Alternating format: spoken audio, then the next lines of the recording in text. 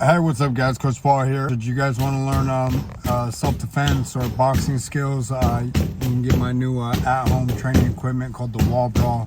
It's easy to set up. Here's the video right here. Me hitting the BRAWL. Okay, it's just 2 foam pieces. It's actually good because you can actually work on your balance and your punch technique. So unlike other boxing equipment like a heavy bag, you can't punch through your target on a heavy bag. This, you can punch through your target, so you have to really focus on your balance.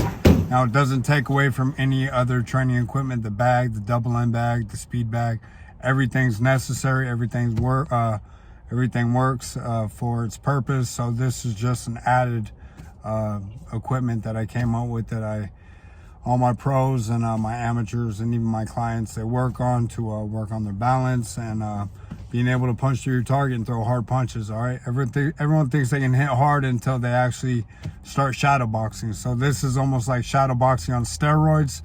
It's you can punch through your target, but it's light enough to where you're hitting something. So yeah, it's like shadow boxing. All right, if you guys have any questions, go leave a comment, and then if you want to purchase a BRAWL, you can get it at my website right here at polyboxing.com. All right, let me know if you guys have questions.